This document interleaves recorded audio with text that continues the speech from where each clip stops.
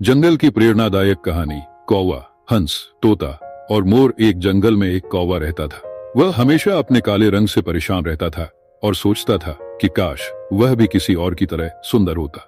एक दिन उसने एक हंस को देखा। हंस का सफेद रंग और सुंदरता देखकर कौवा उसके पास गया और बोला, आप तो मुझसे बहुत सुंदर है।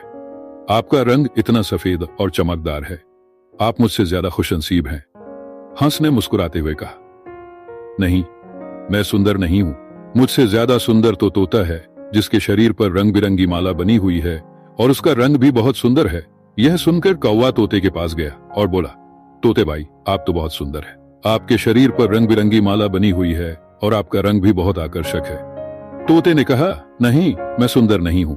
मुझसे ज्यादा सुंदर तो मोर है, जिसके पंखों पर रंग बिरंगे रंग लगे हुए हैं और उसके बड़े बड़े पंख हैं। कौवा अब मोर की तलाश में निकल पड़ा। वह गांव और जंगल में इधर उधर ढूंढता रहा, लेकिन उसे मोर नहीं मिला। फिर वह शहर की ओर चला गया। शहर में उसने देखा कि एक मोर सर्कस के पिंजरे में बंद है। कौवा उसके पास गया और बोला, मोर भाई, आप तो बहुत सुंदर हैं।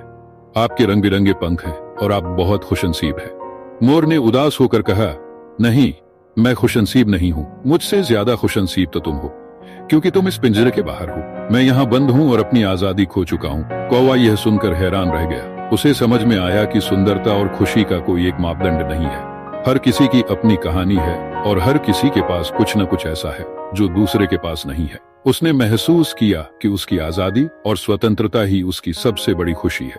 सीख। इस कहानी से हमें यह सीख मिलती है कि हमें दूसरों को देखकर अपने आप को कम नहीं आंकना चाहिए। हर किसी में कुछ न कुछ खास होता है और हर किसी की अपनी चुनौतियां होती हैं। हमें अपनी खुशियों और आजादी को महत्व देना चाहिए और जीवन में आगे बढ़ते रहना चाहिए। सच्ची खुशी और सुंदरता हमारे अंदर ही होती है और हमें हमेशा अपने आप पर गर्व करना चाहिए। प्रेरणा जीवन में हमेशा आगे बढ़ते रहो और अपनी खुशियों को पहचानो, दूसरों की सुंदरता या सफलता।